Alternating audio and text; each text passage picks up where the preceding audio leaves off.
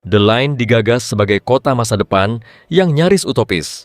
Sebuah kota tanpa kemacetan, tanpa polusi, sepenuhnya ditenagai energi terbarukan dan dibungkus oleh dinding kaca cermin setinggi 500 meter yang membentang membelah gurun Arab. Setidaknya itulah visi yang dipromosikan Arab Saudi kepada dunia melalui proyek ambisius bernilai ratusan miliar dolar yang menjadi pusat perhatian global. Namun, di balik render 3 dimensi yang memukau dan kampanye pemasaran yang menjanjikan revolusi peradaban manusia, terdapat sejumlah realitas yang jauh lebih kontroversial. Mulai dari penggusuran komunitas lokal yang menolak relokasi, tuduhan kerusakan lingkungan dalam skala besar, hingga berbagai pertanyaan mendasar mengenai kelayakan desain kota yang belum pernah dicoba sebelumnya dalam sejarah modern. Ketika pertama kali diperkenalkan, skala The Line begitu besar, hingga sulit dibayangkan bahkan oleh standar proyek infrastruktur terbesar di dunia. Kota ini dirancang membentang sepanjang 170 km dengan lebar hanya sekitar 200 meter. Pada fase awal yang ditargetkan selesai pada tahun 2030, proyek ini diproyeksikan menampung 1,5 juta penduduk. Dalam visi jangka panjangnya, jumlah tersebut akan meningkat hingga 9 juta jiwa, setara dengan sekitar seperempat populasi Arab Saudi pada tahun 2022. Pemerintah Arab Saudi menempatkan The Line sebagai bagian utama dari proyek NEOM, sebuah strategi transformasi ekonomi nasional yang bertujuan mengurangi ketergantungan negara terhadap pendapatan minyak. Selain menarik investasi asing dalam jumlah besar, proyek ini juga diproyeksikan menciptakan sekitar 460.000 lapangan kerja baru yang berfokus pada sektor teknologi dan pembangunan berkelanjutan. Pada tahap awal, biaya proyek diperkirakan berada di kisaran 500 miliar dolar Amerika Serikat.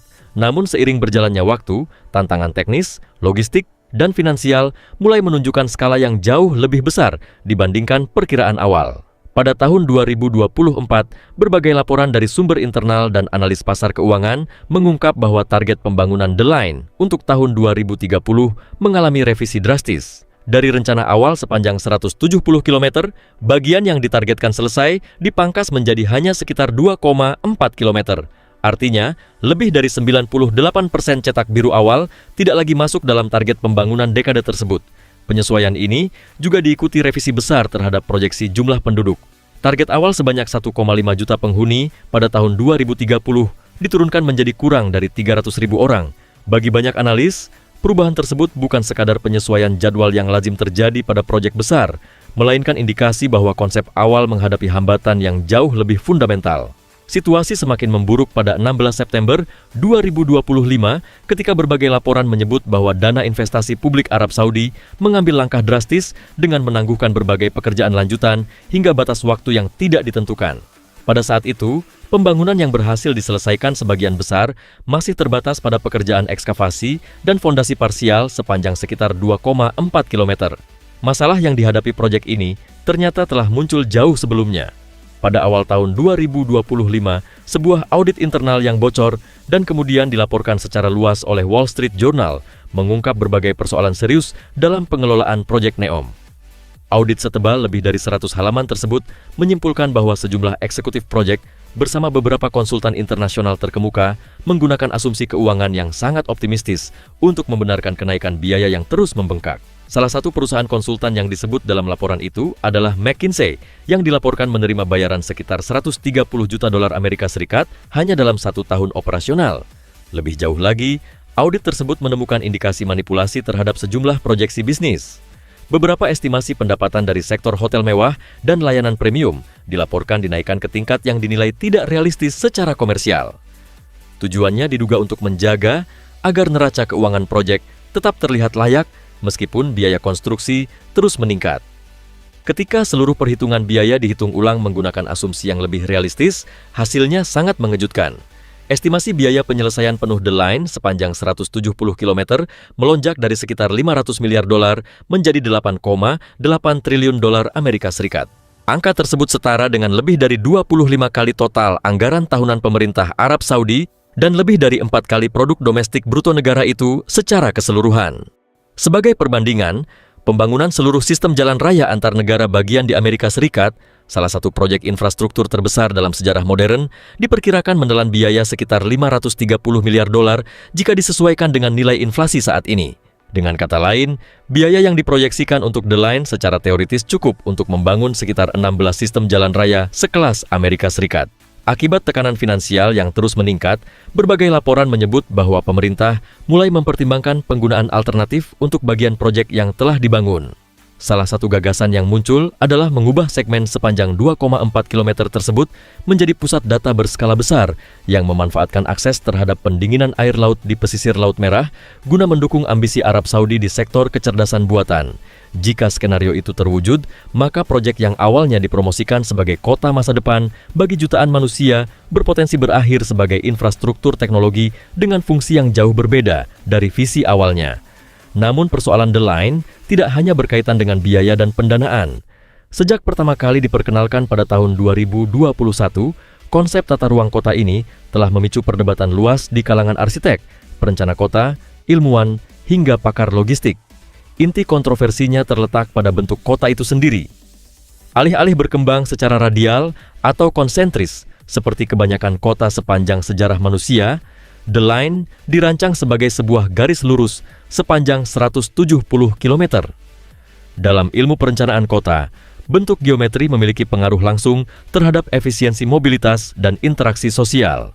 Berbagai penelitian menunjukkan bahwa kota berbentuk melingkar atau radial cenderung meminimalkan jarak rata-rata antar lokasi. Itulah sebabnya sebagian besar kota di dunia secara alami berkembang dengan pola semacam itu. Sebaliknya, pemodelan matematis terhadap The Line menunjukkan hasil yang berbeda. Dengan asumsi 9 juta penduduk tersebar merata di sepanjang 170 km, jarak rata-rata antara dua penduduk yang dipilih secara acak mencapai sekitar 57 km. Konsekuensinya, para peneliti memperkirakan hanya sekitar 1,2% populasi yang benar-benar berada dalam radius jarak berjalan kaki satu sama lain. Kondisi tersebut memunculkan kritik bahwa janji mengenai kota yang mendorong interaksi sosial melalui mobilitas pejalan kaki sebenarnya sulit diwujudkan secara praktis. Alih-alih menciptakan lingkungan yang lebih terhubung, bentuk linear yang ekstrim justru berpotensi meningkatkan ketergantungan penduduk terhadap sistem transportasi publik yang terpusat. Kritik berikutnya berkaitan dengan aspek ketahanan kota terhadap kondisi darurat. Kota-kota modern pada umumnya memiliki jaringan jalan dan utilitas yang saling terhubung dalam banyak jalur alternatif. Jika satu ruas jalan tertutup akibat kecelakaan, kebakaran, atau gangguan infrastruktur, arus pergerakan dapat dialihkan melalui berbagai rute cadangan. Redundansi semacam ini merupakan salah satu fondasi utama keamanan perkotaan modern. The Line mengambil pendekatan yang berbeda. Kota ini dirancang tanpa jalan raya konvensional di permukaan dan sangat bergantung pada satu sistem transportasi utama yang terintegrasi di bawah tanah. Distribusi logistik, mobilitas manusia, dan berbagai layanan penting direncanakan bergantung pada tulang punggung infrastruktur yang sama. Para pengkritik berpendapat bahwa model seperti ini menciptakan kerentanan sistemik. Jika terjadi gangguan besar, mulai dari kegagalan operasional, pemadaman listrik berskala luas, hingga serangan siber terhadap sistem kendali berbasis kecerdasan buatan, dampaknya berpotensi menjalar ke seluruh jaringan kota secara bersamaan. Dengan demikian, pertanyaan terbesar mengenai The Line bukan lagi apakah proyek ini dapat dibangun, melainkan apakah konsep tersebut benar-benar mampu berfungsi sebagaimana yang dijanjikan. Setelah bertahun-tahun dipromosikan sebagai simbol masa depan perkotaan, proyek ini kini menghadapi ujian paling mendasar, membuktikan bahwa visi spektakuler dapat bertahan ketika berhadapan langsung dengan hukum ekonomi, keterbatasan teknologi, dan realitas kehidupan manusia. Di balik berbagai persoalan finansial, teknis, dan perencanaan yang membayangi proyek The Line, terdapat dimensi lain yang jauh lebih kontroversial. Sebuah kisah yang tidak berkaitan dengan angka triliunan dolar atau kegagalan desain perkotaan, melainkan tentang manusia yang telah hidup di wilayah tersebut jauh sebelum konsep NEOM pernah digambar di atas meja perencana. Selama bertahun-tahun, materi promosi resmi NEOM dan berbagai kampanye pemasaran pemerintah Arab Saudi kerap menggambarkan wilayah barat laut negara itu sebagai hamparan gurun kosong yang belum tersentuh. Sebuah tanah perawan yang seolah menunggu untuk ditransformasikan oleh teknologi dan inovasi modern. Namun gambaran tersebut dipandang banyak pihak sebagai penyederhanaan yang mengabaikan realitas sejarah yang jauh lebih kompleks. Faktanya, wilayah tempat The Line direncanakan berdiri bukanlah gurun tanpa penghuni. Kawasan tersebut telah menjadi tanah leluhur bagi suku Al-Huwaitat selama berabad-abad. Mereka merupakan salah satu komunitas Arab dengan akar sejarah yang jauh mendahului berdirinya negara Arab Saudi modern pada tahun 1932. Selama ratusan tahun, suku Al-Huwaitat hidup dan berkembang di kawasan yang membentang dari Yordania bagian selatan, semenanjung Sinai di Mesir, Gurun Negev, hingga wilayah pesisir barat Laut Arab Saudi. Hubungan mereka dengan kawasan Laut Merah bukan sekadar hubungan geografis, melainkan ikatan budaya, ekonomi, dan sejarah yang telah diwariskan dari generasi ke generasi. Sebelum proyek NEOM dimulai, diperkirakan sekitar 20.000 anggota suku Al-Huwaitat tinggal di wilayah yang terdampak langsung oleh pembangunan tersebut. Mereka hidup dalam komunitas-komunitas yang telah lama terbentuk di sejumlah kota dan desa pesisir seperti Al-Khuraibah, Sharma, dan Gayal.